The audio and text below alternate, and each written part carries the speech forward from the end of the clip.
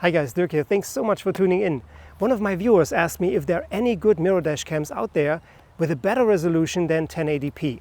I came across the Pelsee P10 mirror dash cam that can record up to 2K front and 1080p rear, and we're going to install it in the car today, and then I'll have some test footage day and also night to see if the quality is good. In the box is the mirror dash cam. Underneath we find all the accessories. The first thing that we have here is the GPS sensor, the power adapter. Here are tools for cable management, the straps for the mirror dash cam, also the manual, and even a micro SD card is included. And here we have the rear camera. This is the rear and the front of our mirror dash cam, and Kiwi is excited. On top we have the USB-C port for the power. The next is the input for the rear camera. Then we have our slot for the micro SD card, and next to it is the port for the GPS antenna. We can turn the display on or off on this button underneath the dashcam.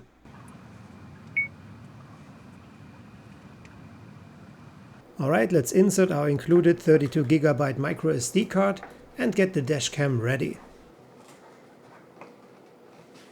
It is so much easier to connect the cables before you actually install the dashcam to your mirror. When you insert the power cable into the USB-C port, you have to be mindful about the direction, otherwise you might block the port for the rear camera. There's a USB pass-through on the power adapter. The GPS antenna is a separate piece on an extra cable.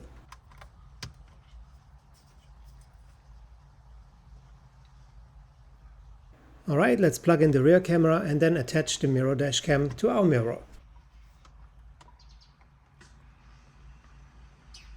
These are the straps that wrap around the original mirror.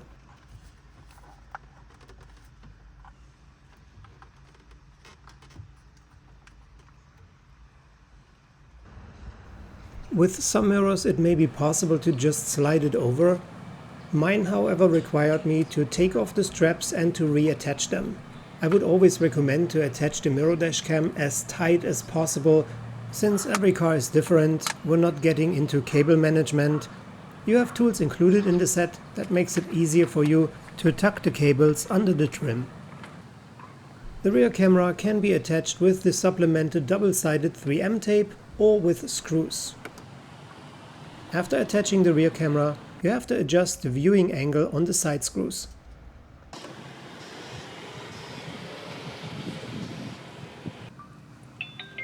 Powering it on for the first time, it requires for the SD card to be formatted.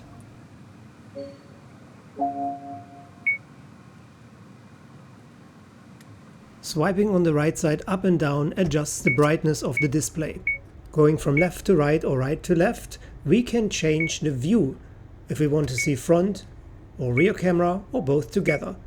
Going on the left side up and down shows us the complete image of the front or rear camera. The front-facing camera sits next to your mirror. Now if your mirror is too large or too wide, then you can simply pull out the camera. It extends quite a bit.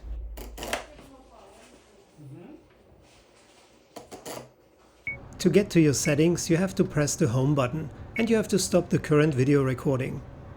From here, everything is self-explaining and straightforward.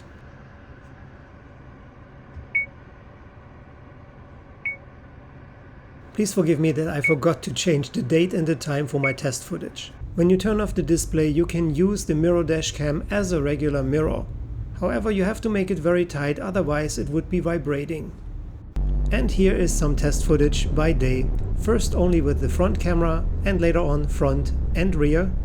The built-in microphone is very sensitive and I could not find the settings to change this.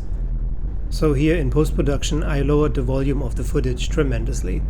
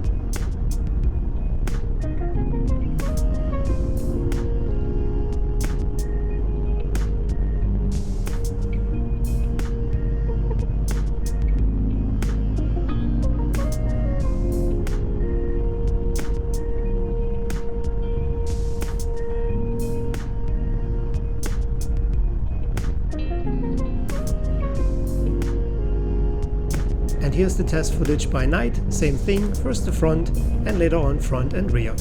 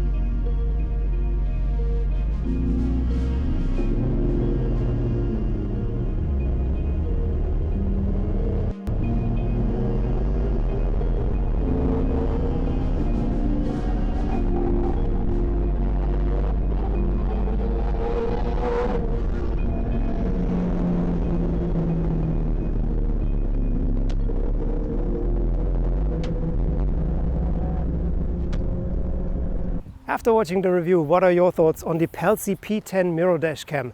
Is this something you would consider for your own car? Let me know your thoughts in the comments below. I'll definitely respond. A free way to support my channel would be to leave a like, and if you like this channel overall, please consider to subscribe. I would really appreciate it. Thanks so much for watching this. Stay safe, stay tuned, and take care. Bye for now.